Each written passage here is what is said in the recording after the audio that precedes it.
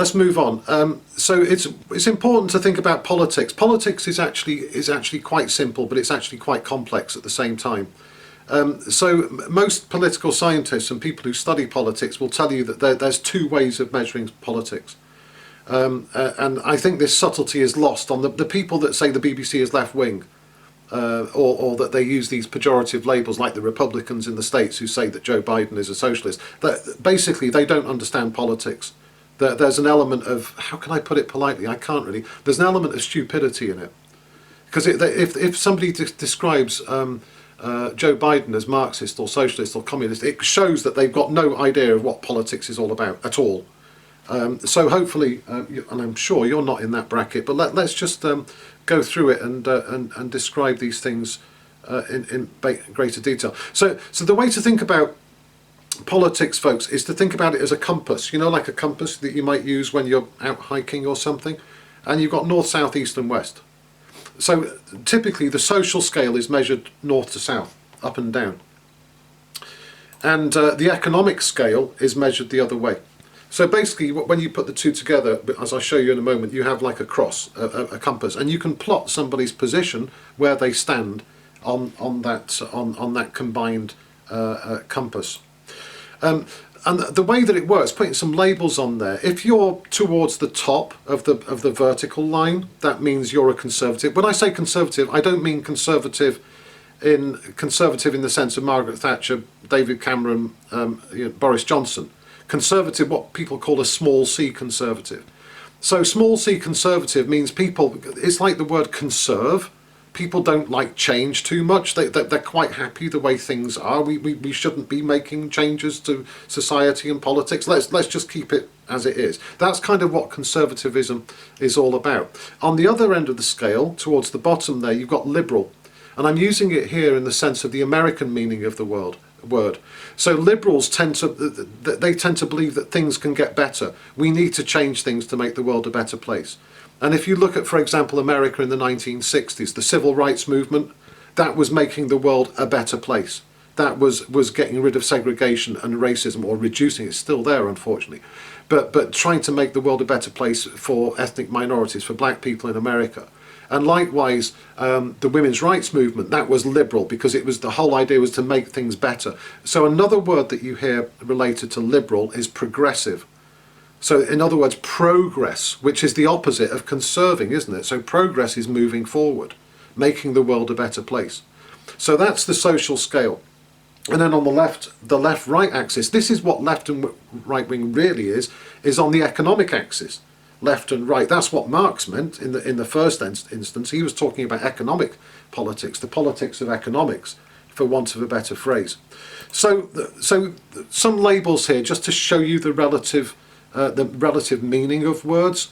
So on the left-wing economic axis, the far left, the absolute far left, is this idea of communism. This utopian vision that we can have a society where there's no government, there's no money, there's no class, everybody's equal, and we all work as one big happy family, as children of God, you might say. We're all equal. We're all one shared humanity, which is, like I said, a utopian vision. This idea of communism. It's like commune, the word commune. You know, we work together. We're a community. That's what communism actually means. But think about the connotations of the word communism. The way I've just described it, it sounds wonderful. But the way that most people say it, it's an accusation. You're a communist. You know, and that's because, of course, certain regimes took this idea and they corrupted it, like the Russian regime from about 1917 to about 1990, and arguably the Chinese regime now, and North Korea, and so on. And then you've got this other idea, which is not as far left as communism. People sometimes conflate these two words, socialist and communist. They're not the same. Socialism, in some ways, is like a halfway house. So the idea of socialism is that there is this sense of community, and it's the collective, and we all work together and we look after each other. But there's still a government, we still have money, we still have private property, you know. So if you want to think about socialism, think about, you know, the National Health Service. It's arguably the most socialist thing this country's ever done. And it's also one of the most popular. So that's kind of a socialism idea, the collective, people looking after each other. And then you've got a slightly diluted version of socialism, which is called social democracy, which is essentially North European countries, Sweden, Norway, Denmark, Finland, very, very famous for social democracies. And you could say that Britain used to be a social democracy. And I would actually say, believe it or not, that Jeremy Corbyn, his real position was social democracy. I don't think he was a socialist, personally. But that's what people called him. They called him socialist or communist because they wanted to position him as an extremist. But, you know, Jeremy Corbyn and Joseph Stalin, they're not really the same thing. They've both got beards, I think, but that's about the, so have I, but that's about the extent of their similarities in many ways. And then on the right wing, we don't really have that many labels on the right wing. You've got capitalist, obviously. The word we use in academia is neoliberal. In other words, neo means new, a new sort of liberalism. And this is where it gets confusing, because there's economic liberalism and you've got social liberalism, and they're actually quite different things. Let me give you a bit more detail on that. Hopefully this all makes sense. It will do at the end, I hope. So on a social scale, so I'm going to throw the ball back to you now, folks. So think about a social, so this is our interactions, how human beings behave and what the rules are and law and order and all that sort of stuff. Give me some examples of conservative and liberal positions. So what I've done there is a scale. The line in the middle kind of represents, you know, the middle ground. And then, so give me some examples of what you would say are conservative, small c conservative politics, and give me some examples of what you think are liberal, small l liberal politics. Anybody, turn your microphone off and just say what you need to say. Hi. I think about conservative that the taxes will be rising up. No, that's economic. It's not social. Okay, yeah. Think about social.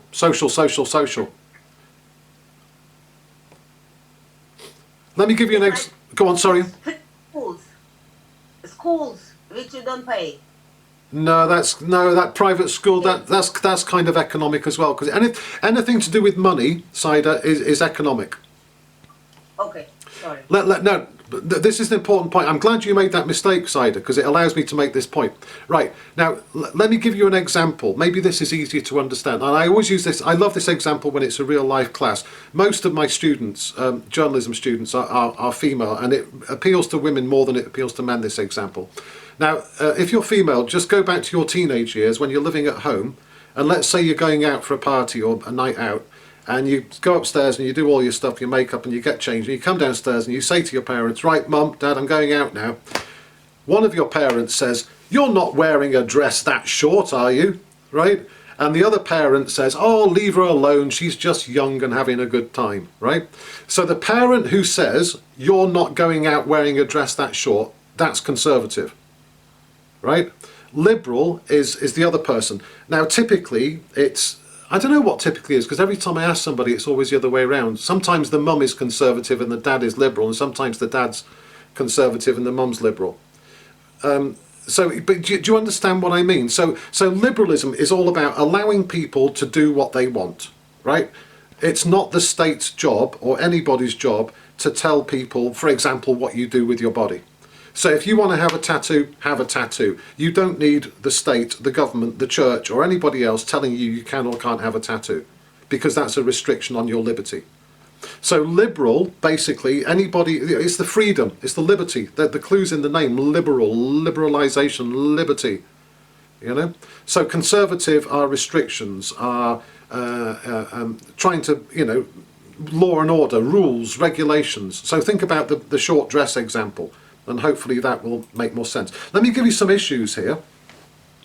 So in the middle, slide number 32, what I've done is I've listed issues, and again, it's not always clearly defined. So I've put EU. The EU is an economic issue, but it's also a social issue as well.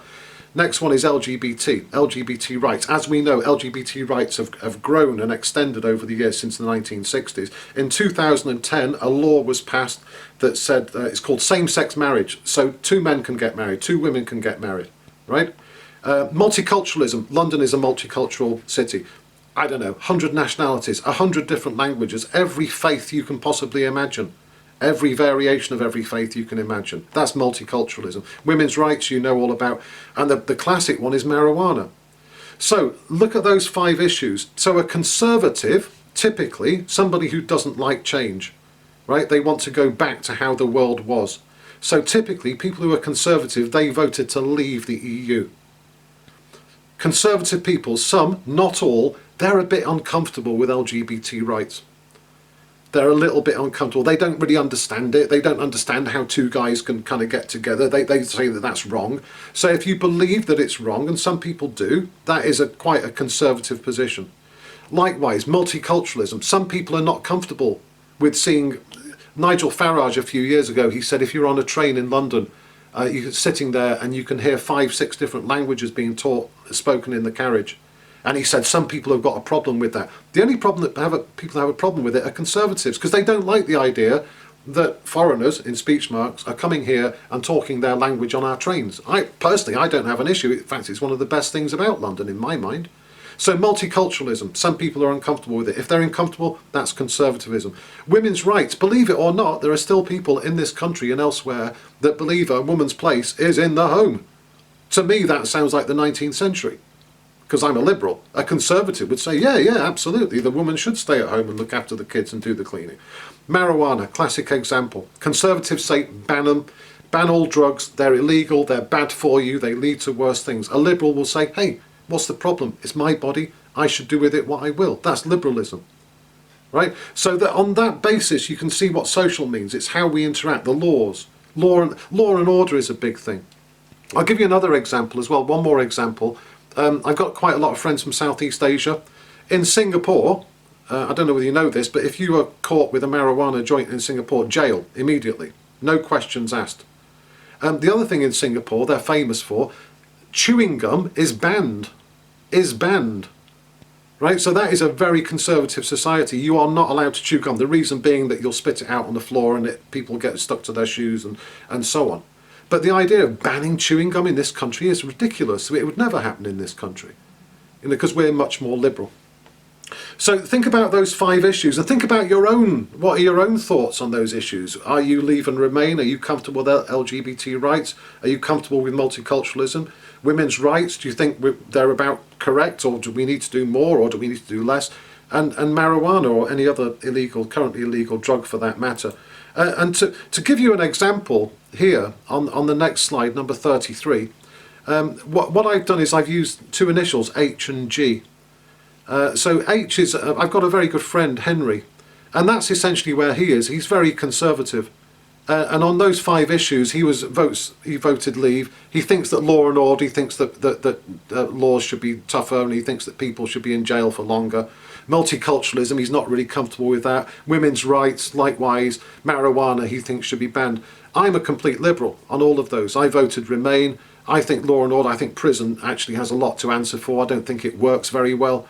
I'm comfortable with multiculturalism. I think women's rights are moving in the right direction. Marijuana, I personally believe, and this is a bit controversial, but I personally think it should be legal. But that's me. I'm liberal. I'm younger than Henry. Old people tend to be more conservative. People who live in the countryside, rural residents, tend to be more conservative. As I said before, Asia, Middle East and Africa, they tend to be a little bit more conservative. Generally, those cultures are more conservative than Western cultures. So you have this division between liberals and conservatives. But have a think about your own points of view on the social scale. Let's move swiftly on, because as always, running out of time, to the economic scale. So this is what Saida was talking about. I'll bring you back in a moment, Saida. So this is going that way. So this is the traditional left and right. So on the left-hand side, you've got the collective ownership of economic resources. In other words, they belong to the state. They belong to all of us. And on the right-hand side, you've got private ownership of economic resources. So they belong to Rupert Murdoch or Richard Branson or shareholders of companies or whatever it might be. So Henry and I are complete opposites. So Henry, there he is, about number 7 on the right-wing side of things, private ownership. And I'm, again, on the other side. I use Henry and me as a good example because we're different. He's much older than me, and he's conservative and also right-wing economically. So give me some examples, folks, of left and right-wing economics. Go on, Saida, back to you. Yes, but it's about taxes. I think right wing will, as was said previously, maybe not raise taxes for the rich, but raise taxes for the other people. I'm not sure. Right. So right wing. Did you say right-wing taxes on the rich or not on the rich? Not on the rich, but on everybody else. Right. So everybody else gets taxed apart from the rich people. But they get less tax. Okay, all right. Go on. Yeah, I can see why you say that. Somebody else, anybody else, give me another idea. And maybe the thing is that these things are quite subtle. You might not know what left and right wing is. Anybody else? Let me explain what they are. Let's move on, because as always we're running out of time. So next slide. So when you're thinking left wing, it's all about collectivism. It's about all of us.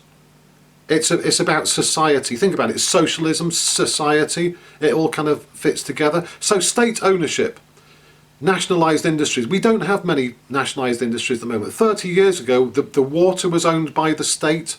Electricity companies were, when I say the state, I mean by all of us, by the state of the UK. The water companies, electricity companies, the steel company was owned by the state.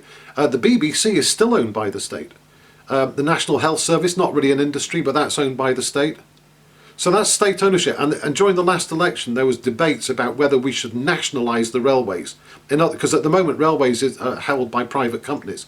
And they're absolutely terrible. I don't know what your experience is like, but the railways for the past 20 years have been awful. So there's a big argument that says that we should bring them back into national state ownership. I think this is what Saida was hinting at here. Higher taxes. So left-wing politicians argue for higher taxes, especially on the rich, because they can afford it more, and there is a moral obligation, the argument goes, for the rich to look after the people who aren't that rich, and maybe those people are actually their employees. Higher welfare payments, very, very difficult. I think I mentioned the other week, very difficult to live on state benefit. I did about 10 years ago, and it's virtually impossible. It puts you in a sort of moral and intellectual and spiritual prison. I think that's the problem with welfare benefits, particularly for somebody of my generation, because I paid all that tax over the years. Strong trade unions, and also more company regulation. So reducing, for example, what a company can do in terms of, for example, how many shops. If Asda had all of the supermarkets in one town, that would be a bad thing, right?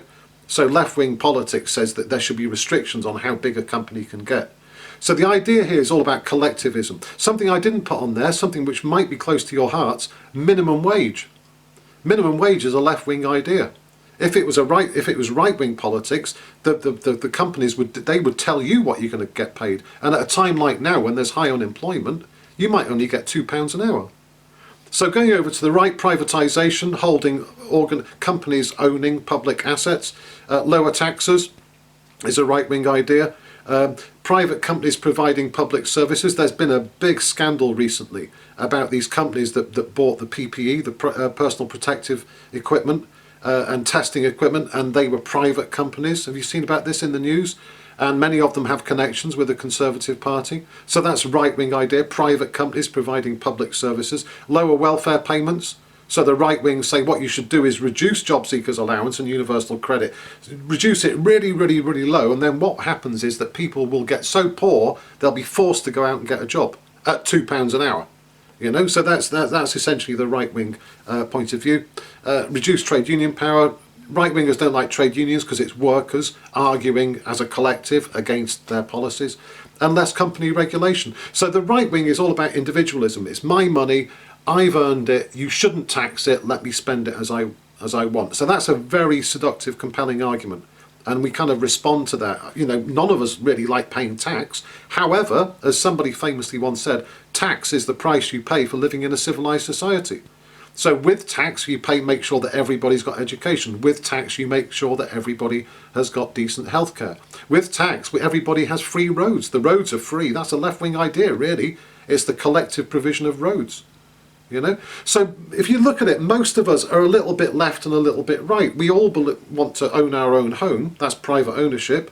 But we also, most of us, think that the collective provision of healthcare is a wonderful thing. That's the National Health Service. So we are kind of, compromised. We believe in a little bit of left and a little bit of right. And some people believe more left than right. So moving on. So public opinion, slide number 36. So public opinion basically stretches across the whole spectrum from left to right. But who actually holds these views? Well, on the left, you've got trade unions. The Labour Party under Corbyn was definitely under the left. Some NGOs like Oxfam, Christian Aid and so on, they talk about we have an obligation to help people in less privileged people in different parts of the world.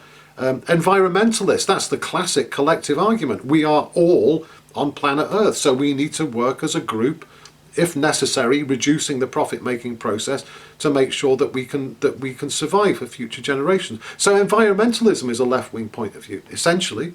Right-wingers say, well, just carry on. You can pollute as much as you like. It's your choice. You know, on the right-hand side, pre-2016, pre-Corbyn Labour, they were over there. Liberal Democrats, Conservatives, of course, UKIP. And if you think about it, virtually all these big companies, they are in favour of privatisation, low taxes and so on, and newspapers. So there's actually quite a big body of opinion on the right of economics. And where should the BBC be? Well, the BBC Charter says it should be right in the middle. It should be, I shouldn't use the word right in the middle, it should be exactly in the middle. And the BBC should, if it's true to its charter, give balanced reporting of all those perspectives. Let me just talk a little bit more about the political scales. So we've had the social scale. So think about it in terms of, a young woman wearing a short dress, if that helps, the conservative parent who says you can't go out like that, and the liberal who says let her do what she wants. That's what the social scale, the up and down, is all about. The left and the right is all about economics. So what you can do is you can put them together. And what that gives you is something called, next slide, 42, a political compass. Now, what I recommend you do, folks, we don't have time in class, but if you have a moment, Google political compass and do the test. And what that will do is it will give you your own personal political position. And it's quite good. It's quite good. If we had more time, we'd actually take a break for 20 minutes and do it. But do it in your own time. Please don't do it now. But if you do the test, what it shows you is to what extent you're conservative or liberal, and to what extent you personally are left-wing or right-wing. And when I do the test, it consistently puts me down here in the bottom left. You see the G? It's a bit faint in the bottom left. So essentially, I'm left-wing economically and I'm liberal on a social scale. My friend Henry, complete opposite. So Henry up there, the H in the top right. Henry is right-wing in terms of economics, and he's very conservative in terms of a social scale. So in terms of who sits where, slide number 43. Slide number 43. So I qualify this. These are my estimates, right? These are my estimates. So top right, Nigel Farage. Nigel Farage economically is right-wing and he's conservative. He's conservative on a social scale. He's a traditionalist. Excuse me, like I said before, I listened to Nigel Farage and I think we've been transported back to 1950. Because his views on immigration and multiculturalism and the EU and so on, they're like from an old movie in my mind. So he's very conservative. He's also very right-wing. You look at his background, it makes sense. He's an ex-stockbroker. He worked in the City of London for many years, and that's all about earning money and earning profit without much care for the implications of what you're doing. Left-wing, Corbyn is complete opposite. Corbyn, if you look at his record and his beliefs, he's a liberal, he's a social liberal. His politics were forged in the 1960s and 70s. He is a product of the 1960s, like many of his generation are, and I am to a point as well. So that social revolution in the 60s, that's essentially what determines Corbyn's politics. In terms of economics, I would say he's a social democrat rather than a socialist. However, right, so those two are easy to understand, Corbyn and Farage. They're like me and Henry, essentially. However, it's not as simple as that, because top left, it's possible to be left-wing and conservative. So you can be left-wing in terms of what you believe, taxes, nationalisation and so on, left-wing, like Corbyn, like me. But you can also be conservative at the same time, like Nigel Farage. Now, it might seem really, really odd, but there is a big bunch of people who share those points of view, and typically working-class people from up north. I say that not as a pejorative, because that's actually my roots, working-class northerner. So I totally understand why people hold those views. I don't agree with them, but I totally understand why people hold those views. And this is one of the reasons that the Labour Party lost the last general election, because they didn't acknowledge that there's a bunch of their traditional supporters who are not liberal, basically. They are a little bit uncomfortable with immigration. They are a little bit uncomfortable with expanded LGBTQ rights. You know, doesn't mean they're right or wrong, but they just are not comfortable with it. You know, and the Labour Party, in my mind, neglected that. So it is possible to have conservative views and left-wing views at the same time. Likewise, the other end of the scale, bottom right, it's possible to be liberal and right-wing. And I was trying to think of an example here. The people that strike me as being in this category are people like the technology entrepreneurs, like what's the guy at Facebook, Mark Zuckerberg, Elon Musk, the guy from Tesla, who's the Jeff Bezos, Amazon. You listen to what they're writing and saying and reading and so on, and that they are quite comfortable with the modern post-1960s world. They're comfortable and happy about multiculturalism, but my goodness, do they make big profits? And they're absolutely enormous, and they don't like paying tax. You know, so it is possible to be right-wing and liberal. And I would say, personally, after many years of thought and analysis and research, I would say that the BBC is down there as well, in that territory. So I don't think the BBC is economically left-wing at all, and I can prove it to you. But I also think that it is kind of liberal, because it does give quite a lot of credence and exposure to these what might be called identity politics issues, and it does so in quite a sympathetic way. And if anybody wants an idea for a research project, have a look at the BBC's reporting of things like Black Lives Matter or the Me Too movement. And I don't know whether anybody's thought of that, but those are really good areas to look at, because that will not show whether the BBC's left or right, but it will show whether the BBC takes a conservative or a liberal point of view. So I think that, and that's an area I don't know too much about. I've never really researched it, but they're current issues, and that they're also important issues, and they might appeal as well. They might appeal. Your generation is quite motivated and energized by these campaigns, and for good reason as well. So I wonder if the BBC actually is not so much left-wing economically, but liberal, and I think that's the issue that people like Nigel Farage has with it. Not its economic left-wingedness, which it doesn't have, but the fact that it's a liberal organisation. So next slide, 44. Really important, be careful, folks. Please don't use left-wing as a synonym for liberal. Now, I say that, and apologies to my American friends, our American friends, because in America, left-wing and liberal do kind of mean the same thing. They don't in the UK. We determine liberal as being something else. Liberal is about freedom, freedom to be yourself, freedom of the individual.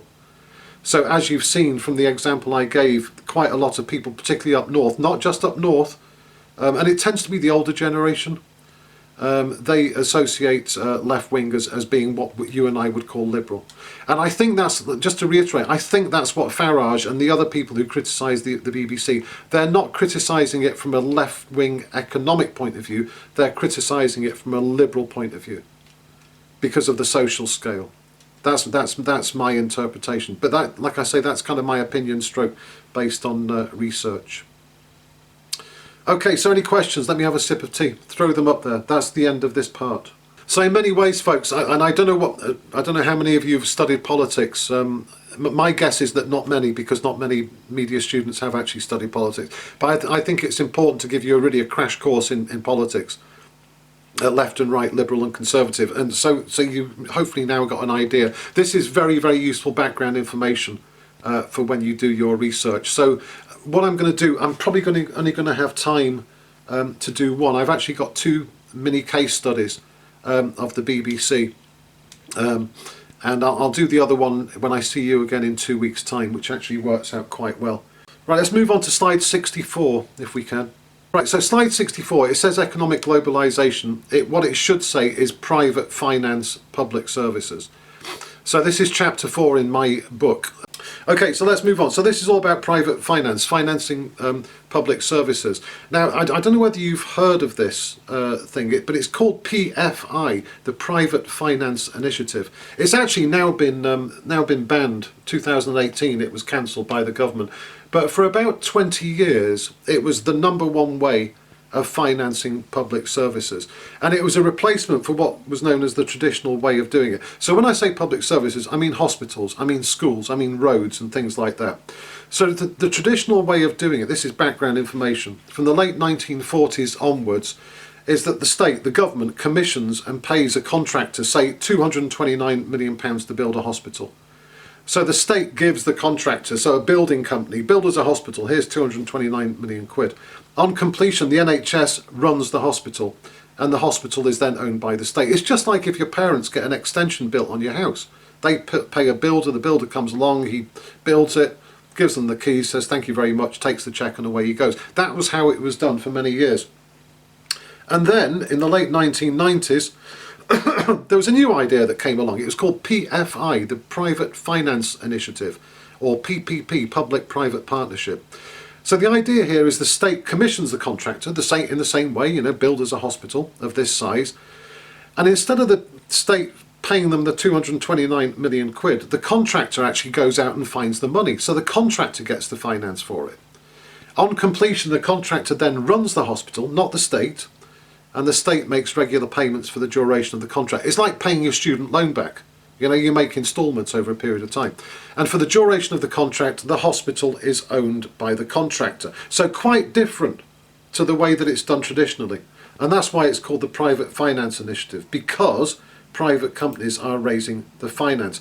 Now, this might sound a little bit boring and a little bit technical, talking about money and all that sort of stuff. However, don't underestimate, this involves huge amounts of money, of taxpayers' money. So your money, your parents' money, the money that comes off your payslip, this is your money. So it's really, really important. And of course, obviously, they are your hospitals as well. And the Labour Party under Tony Blair were really in favour of private finance initiative.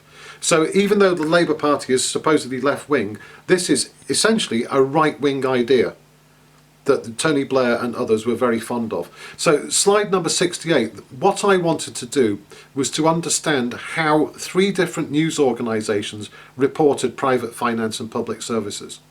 Right, so I had the BBC, I had the Guardian and the Telegraph. The Guardian, as we know, typically will take a left-wing point of view. The Telegraph, as we know, because it's traditionally associated with the right, will take a right-wing point of view. And we would hope that the BBC is straight down the middle and they would report it factually and fairly. Right, so the first thing we have to do, we have to establish what are the political positions. So, folks, if you're doing, for your assessment 3 or assessment 1 for that matter, something that involves the politics of reporting, the first thing you want to do, the politics of journalism, the first thing you need to do is establish what the positions are. So if you're looking at Black Lives Matter, for example, you need to do a lot of reading and see the different positions that people can take on Black Lives Matter. For example, somebody might say Black Lives Matter is the most important issue in the modern age because of these reasons, right? So that's an incredibly fervent belief that Black Lives Matter is the #1 top issue, and people will explain why they believe that. At the other end of the spectrum, there'll be people who don't think it's an issue at all. And in the middle, there will be groups who think it's, it's an issue, but it's not, it's not that important. And there are other people who say, well, it's not really an issue, but I can see what people mean. So you need to be able to determine what the different positions are for any debate. Likewise, women's rights, LGBTQ rights. You need to determine what the different positions are. It takes time. So what I did, it took me quite a long time reading books and articles and thinking about these things, and I identified 4 positions. So there's basically 2 on the right and 2 on the left. 2 on the right, 2 on the left.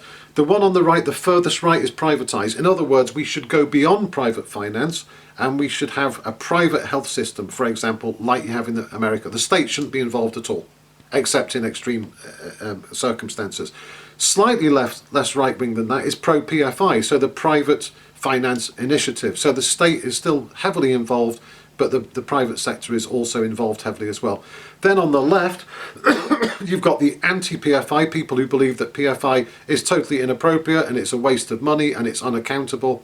And then you've got the left, on the far, not really far left, but essentially the National Health Service, the socialised approach, which goes back to the traditional approach of financing public services. So on the next slide, 69, on the right hand side there, I lay out the arguments for private finance initiative. So in other words, more projects can be completed over a period of time for smaller payments. Facilities will be run more efficiently and so on. And on the left hand side, here are the arguments against private finance, the high cost of private finance compared to the public approach, the capital values and so on. And the bottom point as well is it was a worry for people on the left, the creeping privatisation of healthcare and education and so on. So once those four positions had been established, my next step was to look at who held which position. So essentially on the right hand side, the Labour government, they were in charge. Tony Blair, very pro private PFI. Conservative Party were in favour of privatisation as well. Business, they want privatisation, and they're also eager for PFI. On the left hand side, the most vocal critics, the most coherent critics were actually the trade union leaders, because they were worried about the impact on their members' jobs of private companies running public services. Charities, local communities, user groups like patient groups, parent groups and so on, writers, experts and academics, and some Labour backbenchers, the SNP, Scottish Nationalist Parties, Liberal Democrats were against it. And also I found a poll, ironically on the BBC website, that said 63% of the British public do not want private finance. So 60% of the British public essentially held a left-wing point of view. So before I did the analysis, that's what the starting point was. I identified four positions and also identified the sorts of groups who associated with those positions. So my research, it revolved around the focal point, which is the Labour Party conference, September 30th, 2002. The PFI was on the agenda at the conference, and Blair put forward a motion to endorse PFI as government policy, and it was defeated by the Labour Party members, and then equally a motion for an inquiry into PFI was carried. So a few details, slide 73 about my samples. So I did a search on LexisNexis, PFI, Private Finance Initiative, PPP, Public-Private Partnership. The period, that's 9 weeks, 4 weeks before, 4 weeks after the conference. When I did the search, that generated 81 articles on the BBC News website, 114 in the Guardian Observer and 63 in the Telegraph / Sunday Telegraph. That's a total of 258 articles. And I was thinking, this is 13,000 words, which is about what you need to do for a dissertation. So if you wanted to, you could do a dissertation that was based on this approach to analysing journalism.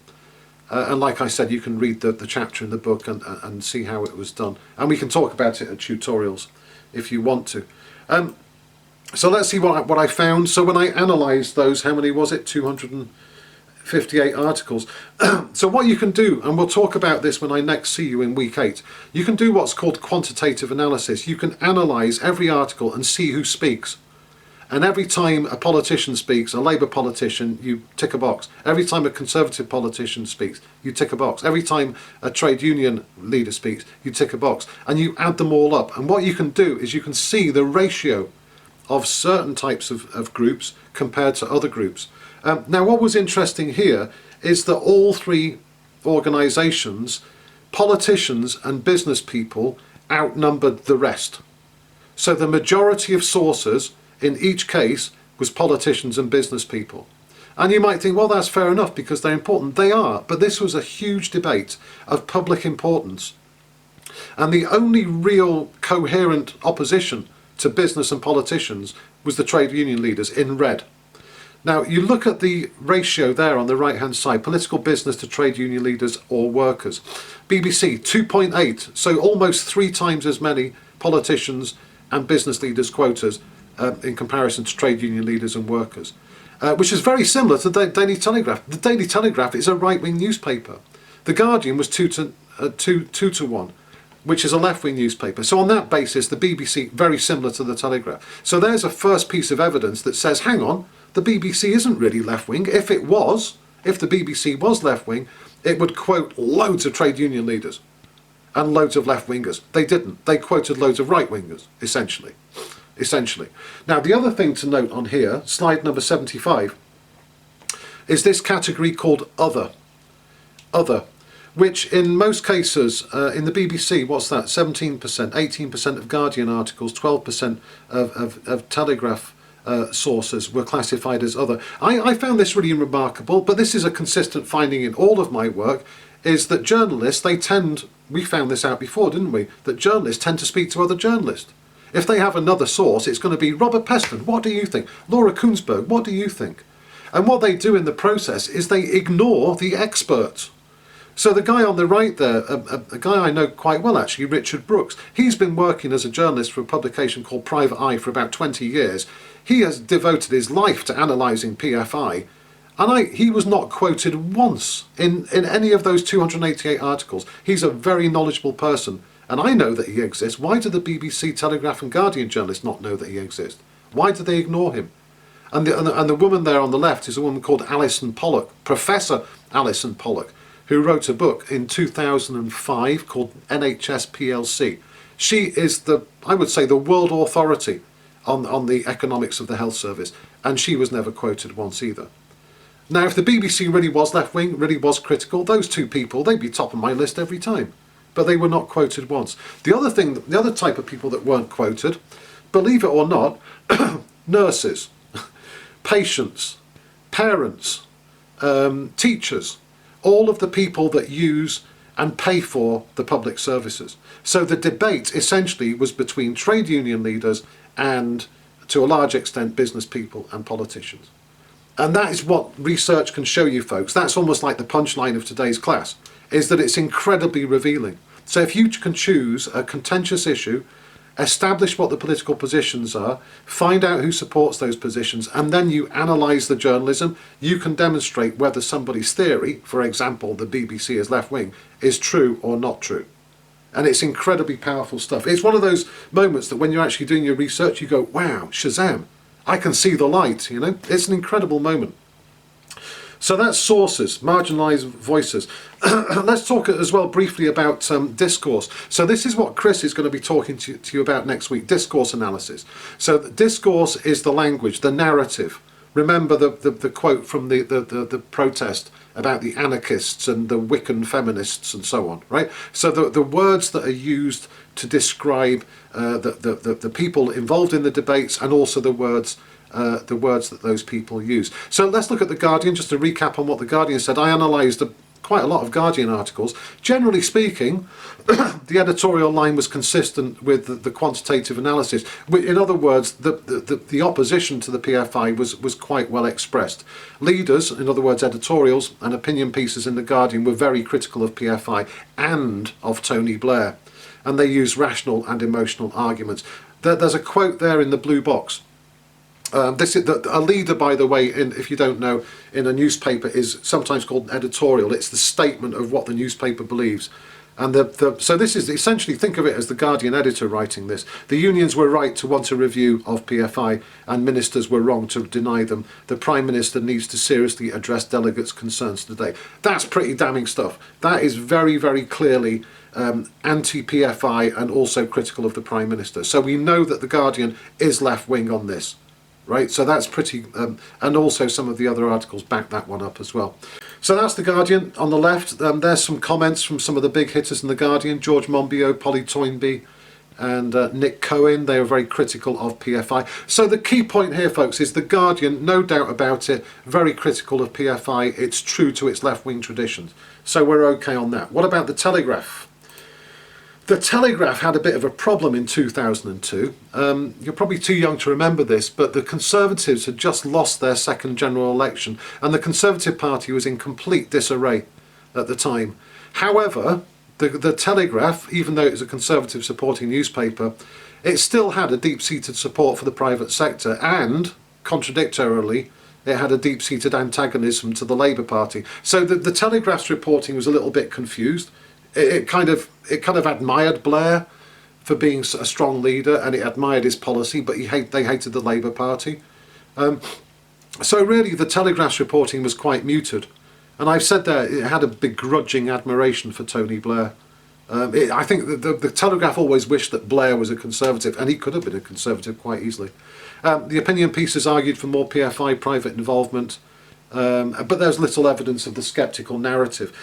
Now, the Telegraph again was true to its roots as a right-wing newspaper. Let's move on to the BBC. Let's just touch on this because we're running out of time as always. So the Guardian on the left, the Telegraph on the right. What's the BBC all about? Well, here's an indication. This is what's called on its website, or was called, an index page. It's like the index page of a book, and it lists all of these articles because it was an issue for quite a long time, PFI. But if you look closely, this is discourse analysis.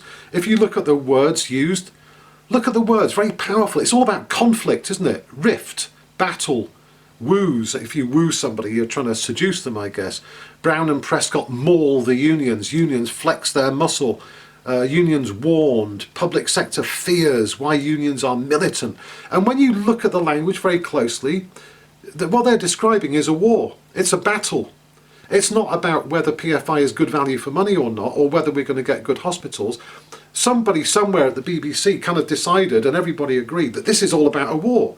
It's a war between two wings of the Labour Party, which is, if you look at the history of the Labour Party, it's always been at war. There's always been a left versus right, old versus new battle going on. But you look at those articles, virtually all of them have a word which involves conflict. And it's all about Blair and his troops against the trade unionists and their troops. It's got nothing to do with value for money or the provision of hospitals, and that's what annoyed me about doing this case study, is that the BBC completely took their eye of what it's all about. It's about whether PFI is a good idea or not. It's not about Tony Blair versus the trade unions. And the other thing about this, if you look at the names that are mentioned, Tony Blair is the protagonist. He's the main character in 8 of these articles. So it's his personal battle. It's not just a Labour battle, it's his personal battle. And his enemy, of course, there's a conflict, you need an enemy. So the enemy, of course, are the trade union leaders. So here's some of the photographs. This is another thing that you can do with your analysis. Don't just look at the words, you can look at the pictures as well. So look at the words there at the top. The trade union leaders, there's 4 of them there. Bill Morris, who unfortunately died last year, a great man on the left there. So it's trade unions demands. And as soon as I saw that picture, I thought, wow, they look like characters in an American mafia movie, don't they? They look like they're sort of coming into the room, hey, we want our payback, you know? And it's almost, the way they're positioned is as menacing figures. In fact, the next article, it says, Morris, payback time for the unions.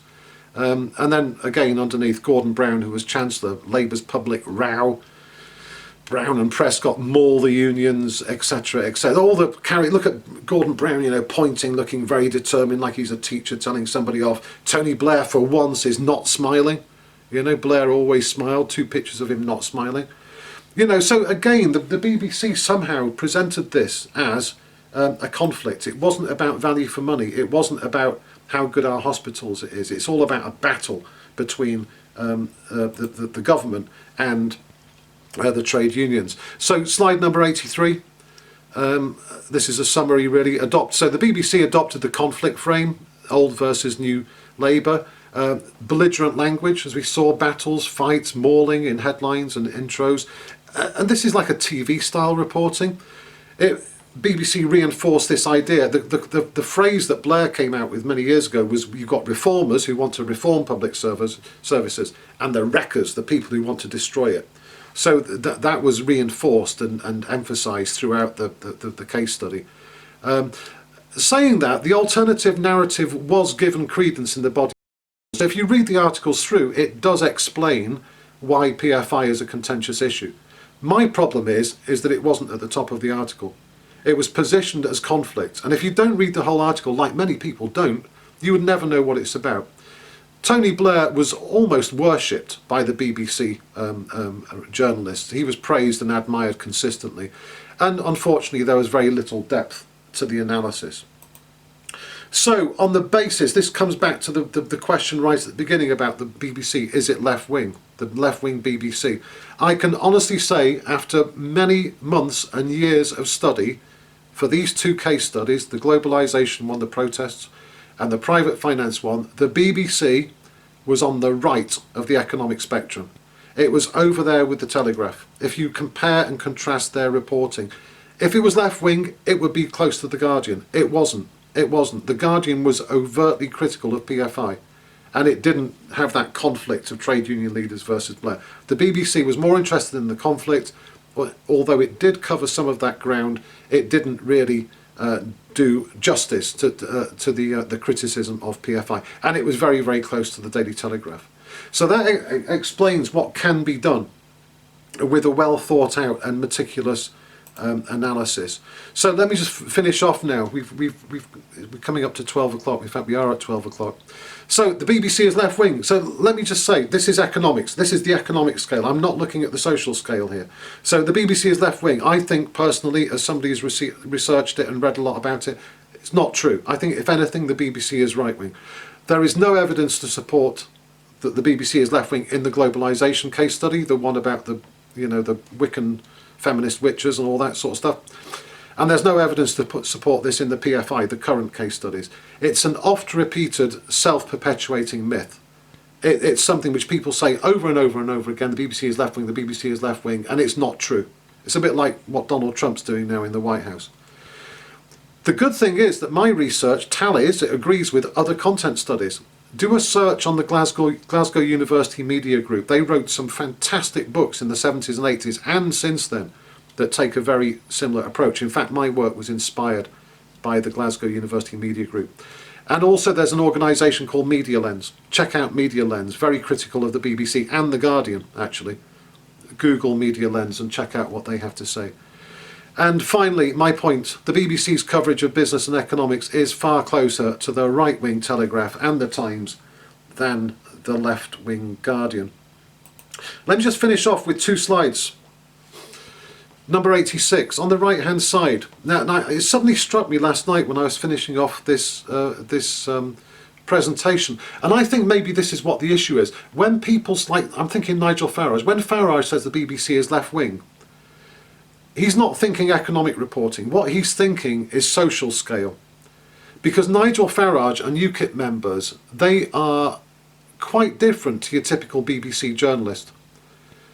So UKIP members, Nigel Farage, typically, like I said, older generation, live in the country, they're not comfortable with multiculturalism. People who live in the city, younger BBC journalists, they are comfortable with multiculturalism.